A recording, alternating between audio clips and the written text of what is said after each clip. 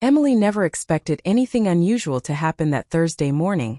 Yet from the moment she opened her eyes, she felt something different in the air. Like the day carried a quiet warning she couldn't understand. She moved around her small but cozy home in Seattle, making coffee, feeding the dog, and getting ready for her part-time art class. Everything looked normal, but her heart felt unsettled, as if life was standing at the edge of some change she hadn't asked for. She tried to ignore it, pushing away the odd flutter in her stomach, but it followed her from room to room, soft and persistent. When her husband Michael walked into the kitchen, he looked excited in a way she hadn't seen in a long time. He held his phone tightly, almost unable to keep the smile off his face. He told her that his boss, Andrew Collins, wanted to meet her at the company dinner that evening. At first, Emily didn't think much of it. Spouses got invited sometimes. It wasn't unusual. What caught her attention was the look in Michael's eyes, the way he kept adjusting his shirt and checking his hair as if this invitation meant something bigger than a simple dinner. Emily listened while stirring her coffee, wondering why the idea of meeting a stranger was making her heart beat faster. She asked why the boss wanted to meet her, and Michael shrugged, saying that Andrew liked to know the people behind his employees, that he believed work and home life were connected. Emily nodded, pretending it made sense, but inside she felt unsure. She had heard stories about powerful executives, how they carried themselves, how they changed a room just by walking into it. She wasn't used to being around people like that. Her life was simple, calm, predictable. Yet something about this invitation made her feel like she was stepping into a story she wasn't prepared for. Still, she told Michael she would go. She tried to smile naturally, as if nothing was strange. She cleaned the house, answered emails, and worked on a painting for her class, but the uneasiness clung to her like a shadow. She kept asking herself why she felt nervous. What was she afraid of? Meeting a successful man shouldn't scare her. She had met many of Michael's co-workers before, and none of them made her feel anything unusual. She reminded herself that this was just dinner, just conversation, just another night. But when she finally stood in front of the mirror getting ready, she noticed something she rarely paid attention to. She was putting extra care into her appearance. She changed her outfit twice, tried on different earrings, and smoothed her hair with a seriousness she didn't fully understand. She wasn't dressing up for anyone else, she told herself. She just wanted to feel confident. She wanted to look like someone who belonged at a company dinner instead of someone who mostly painted in her home studio and wore comfortable sweaters throughout the week. She didn't want to embarrass Michael. That was all. At least that was what she kept telling herself. When they arrived at the restaurant, Emily instantly noticed that the place felt like another world. It had warm lighting, elegant decor, and an atmosphere that made conversations sound soft and important. She held Michael's arm tightly as they walked inside. She saw groups of employees gathering around tables, laughing politely, exchanging quick stories about work and upcoming projects. But she didn't see Andrew yet, and the missing presence made her feel even more uneasy, as if she was waiting for a character to enter a stage. Then Michael suddenly straightened his posture. He placed his hand gently on her back and whispered, "He's coming." Emily turned, and for a moment everything around her slowed. Andrew Collins walked toward them with calm confidence, the kind of presence that filled a space before a single word was spoken. He was tall, dressed in a sharp suit, and carried a quiet strength in his expression. His gray eyes were focused yet warm, like someone who listened more than he spoke. He extended his hand to Emily, and the moment their eyes met, she felt something shift inside her chest. It wasn't attraction. It wasn't desire. It was awareness. A sudden, unexpected awareness of being noticed. "Emily, it's wonderful to finally meet you," he said with a polite smile that felt genuine instead of rehearsed. His voice was soft but steady, the kind that made people instinctively trust him. Emily shook his hand, telling herself to remain calm. She thanked him for inviting her and tried to sound confident, but her voice carried a slight tremble she hoped he didn't hear. Throughout the dinner, Andrew made an effort to include her in conversations. He asked about her art classes, her hobbies, her background. He listened with an attentiveness she hadn't experienced in a long time. She wasn't invisible here. She wasn't secondary. She wasn't just Michael's wife. She was Emily, someone interesting enough to talk to. And that simple shift opened a quiet door inside her, one she didn't even know existed. Every time Andrew asked her a question, she felt her confidence grow a little. He wasn't treating her like a stranger or a polite obligation. He truly seemed interested in what she had to say.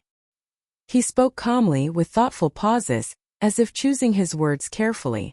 She noticed that even while speaking to the group, his eyes often returned to her, checking if she was comfortable, included, or lost in the noise. She told herself he was just being courteous, the way good leaders were taught to behave. But that didn't stop the unexpected warmth from forming in her chest. Michael, busy discussing work plans with his colleagues, didn't notice much. He was excited, hopeful, proud of the potential opportunities he believed were coming. Emily watched him talk with enthusiasm, saw how deeply he admired Andrew, and felt a mixture of emotions she couldn't quite explain. She wanted to be happy for him. She wanted to enjoy the evening. But something about Andrew's presence kept pulling her attention like a quiet magnet. When the evening ended, Andrew shook her hand again, thanking her for coming. His expression was gentle, respectful, and strangely understanding, as if he somehow knew she felt out of place earlier. Emily held her breath for a second longer than she intended before letting go of his hand. In the car, Michael talked nonstop about the dinner, about his hopes for a promotion, about how important Andrew's approval was. Emily nodded, encouraged him, and smiled when she needed to. But her mind kept drifting back to the warmth in Andrew's eyes, the way he made her feel seen, the soft awareness that refused to fade even as the city lights blurred outside the window. Back home, she changed into comfortable clothes, brushed her hair, and tried to settle her thoughts. She didn't understand why such a brief meeting stayed with her. People met new people all the time. It shouldn't mean anything. She was married, committed, loyal. She loved Michael. Yet she couldn't shake the feeling that something had shifted quietly under the surface of her life. When she finally went to bed, she closed her eyes tightly, hoping sleep would wash the strange feeling away. But instead, her mind replayed the way Andrew listened, the way he spoke, the way his presence filled the room without trying. She wondered why she noticed these things. She wondered why her heart felt unsettled. And she wondered what this unexpected awareness meant for her life. She didn't want trouble. She didn't want confusion. She didn't want anything that could disturb the peaceful routine she had built.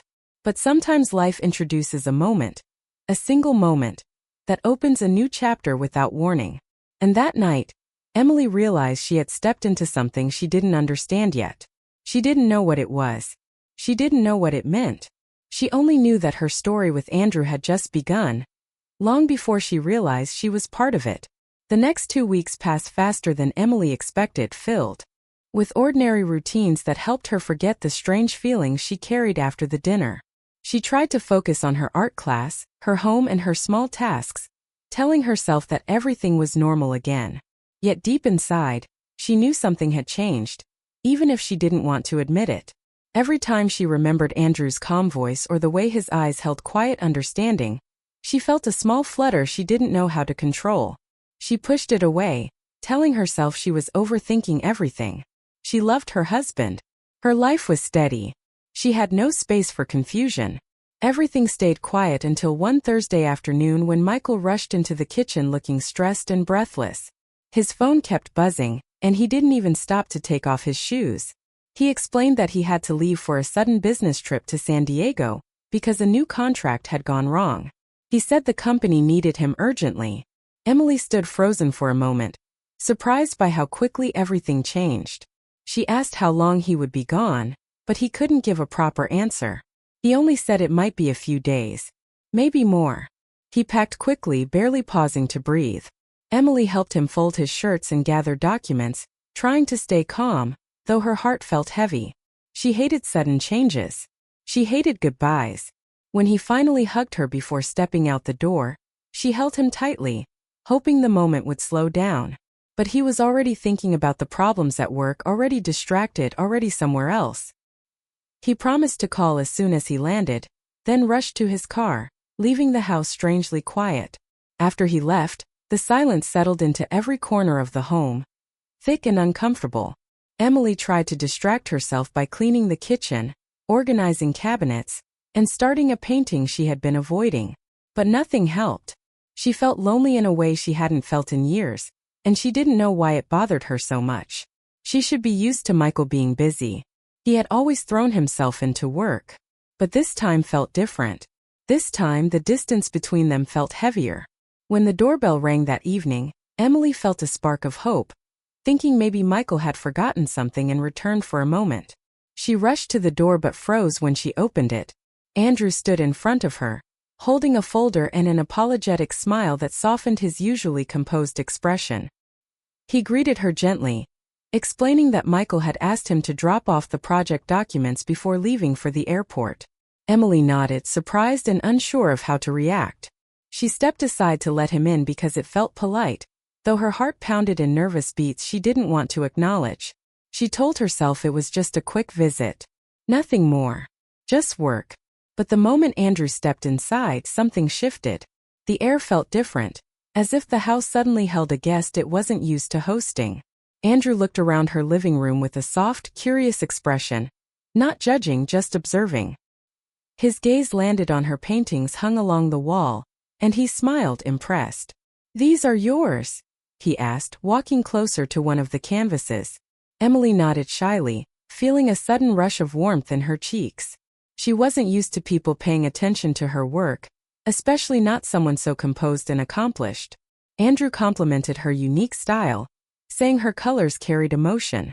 His tone wasn't flattering or overdone. It was gentle and sincere, as if he genuinely admired the piece. They talked for a few minutes about art, Seattle's rainy weather, and small things that filled life. Emily found herself relaxing slowly, surprised by how easy it was to talk to him. He wasn't intimidating the way she imagined powerful executives would be. He was calm, thoughtful, and surprisingly open. He told her a little about growing up in Toronto, his years building the company, and how he always found comfort in simple activities like reading and walking by the water. Emily listened quietly, appreciating the honesty in his words. She noticed that Andrew paid attention to everything she said, even the small details, like the way she hesitated before describing her art goals, or how she struggled to balance creative dreams with everyday responsibilities. He looked at her as if her words mattered, as if her thoughts deserved space instead of getting lost behind Michael's busy schedule. That feeling unsettled her more than anything else. After a short pause, Andrew stepped back, realizing he had stayed longer than intended. He thanked her for the warm welcome and prepared to leave. But before he reached the door, he turned and said something that made her chest grow tight. "If you ever need anything while Michael is away, please call," he said softly, not as a boss, but as someone who genuinely cared. "I know it can feel lonely when someone travels often." Emily forced a small smile, grateful yet uncertain. She thanked him politely, insisting she would be fine. She didn't want to seem weak. She didn't want him to think she was struggling. After he left, the silence in the house felt even heavier than before. Emily leaned against the door, trying to steady her breathing. She told herself that his visit meant nothing. He was simply doing his job. He was just being kind. Yet his presence lingered in the room like a warm light that refused to fade. That night, she lay in bed staring at the ceiling, unable to sleep. She kept replaying Andrew's words, his smile, the calm understanding in his voice. She felt guilty for even noticing. She felt confused by her emotions, unsure why the simple kindness of a man she barely knew had affected her so deeply. She tried to remind herself that she was married to Michael, that she had built a life with him, that one unexpected interaction shouldn't mean anything. But her heart refused to quiet down. Over the next few days, Michael stayed busy on his trip, barely able to call. His messages were short and rushed, always filled with work updates and promises to call later. Emily tried to stay patient, tried to understand, but the loneliness grew quickly. She filled her time with chores, long walks, and unfinished paintings, yet everything felt dull. She kept thinking about her conversation with Andrew, the way he made her feel noticed. She hated that the memory comforted her. One evening, Emily received a message from Michael saying he would be away longer than expected. She felt disappointed but tried to hide it behind a brave face. She told him everything was fine, told him to focus on work, told him she was proud of him. But after the call ended, she sat alone with a sinking feeling she couldn't shake. The following day, she ran into Andrew again unexpectedly. She had gone out to buy groceries, and he happened to be nearby, picking up coffee from a small shop. He greeted her with a warm smile that instantly softened her loneliness. They talked briefly about Michael's trip and how stressful the project had become. Andrew asked if she was managing okay, and she nodded quickly, not wanting to seem vulnerable. He didn't push. He respected her space. But the concern in his eyes stayed with her long after they said goodbye. That night, Emily realized the truth she had been avoiding. Something delicate and uninvited was forming between them. Not a romance, not a desire, but a fragile emotional connection built from understanding and timing. A connection that felt comforting yet dangerous. She didn't want it. She didn't ask for it. But she felt it anyway. And as much as she tried to ignore it, she sensed that this unexpected chapter in her life was far from over. The line she had been trying to protect, the line between simple kindness and emotional closeness, was beginning to blur in ways she didn't know how to stop. The storm arrived on a Saturday evening, loud enough to shake the windows and fill the house with deep rolling thunder. Rain hammered against the roof like impatient fingers, and flashes of lightning lit up the sky every few minutes. Emily stood by the window, watching the dark clouds twist across the horizon. She hugged her arms around herself, trying to stay calm, but the storm echoed the anxiety already building inside her chest. She didn't like being home alone during weather like this. The house felt too big, too quiet, too vulnerable. Her phone buzzed and she rushed to pick it up, hoping it was Michael saying he was on his way home. Instead, his voice came through weak and frustrated. The storm had delayed his flight, and all planes were grounded until morning. He sounded exhausted, worn down by the long days of meetings, and he apologized for not being able to return. Emily told him it was okay, even though her heart dropped at his words. She didn't blame him. She knew he was doing his best. But the loneliness she had been pushing down all week came rushing back, stronger than ever. After the call ended, she sat in the living room with a blanket around her shoulders. The lights flickered once, then stabilized, but she felt uneasy. Every crash of thunder made her jump. She turned on the TV for noise, but even that didn't help. The storm outside felt too big, too close, as if the world had closed in around her. Then suddenly the doorbell rang. Emily froze. The sound echoed sharply through the house, startling her more than the lightning. No one should be visiting in weather like this. For a moment she considered not answering, but curiosity and concern pulled her toward the door. She took a deep breath, unlocked it and opened it slowly. Andrew stood on her porch, completely soaked. His hair was wet, his clothes were drenched, and he held an umbrella that had clearly lost its battle with the wind. Water dripped onto the welcome mat, and his usually composed expression was softened by the rain and the storm's chaos. "I'm sorry to drop by like this," he said gently, raising his voice only enough to be heard over the wind. "I was on my way home and saw how bad the storm was. I wanted to make sure you were okay." For a moment, Emily didn't know what to say. The wind pushed rain toward her feet, and another loud crack of thunder shook the porch roof. She stepped aside instinctively, motioning for him to come in before he got even more soaked. He hesitated, not wanting to intrude, but the storm grew louder, and she urged him inside. The moment he stepped into the living room, the atmosphere shifted, not in a romantic way but in a deeply human way. Emily could see the coldness in his hands, the wetness on his shoulders, and the exhaustion in his eyes. She ran to grab a towel, telling him to dry off before he caught a cold. He thanked her with a grateful smile, rubbing water from his hair and face. Andrew looked around the room as if making sure everything was safe. "I didn't mean to worry you," he said quietly. "I just know storms can feel harder when you're alone." His words touched her more than she expected. She nodded, admitting that the storm had been making her uneasy. He offered a comforting expression, the kind that didn't require many words. He wasn't here to judge or assume anything. He was simply checking on her the way anyone would check on a friend. She offered him a warm drink and he accepted. As he sat on the couch, steam rising from the mug in his hands, Emily noticed how different he seemed tonight. Without the polished suit or confident office posture, he looked more human, more approachable, more real. The storm outside softened the silence between them, turning it into something calm instead of awkward. They talked slowly at first. Emily told him about her art projects, her worries and her fear of storms. Andrew shared pieces of his own life, things she never expected to hear from him. He talked about the pressure of leading a big company, how it often left him feeling alone at the top. He spoke about mistakes he made in his past marriage, how work had pulled him away from emotional connection, and how he sometimes felt like he didn't belong anywhere. Outside his office walls, Emily listened carefully, surprised by how open he was. She always assumed he was the type who had everything under control, the type who never doubted anything. Hearing him speak with honesty made her realize he carried his own loneliness too, hidden behind success and responsibility.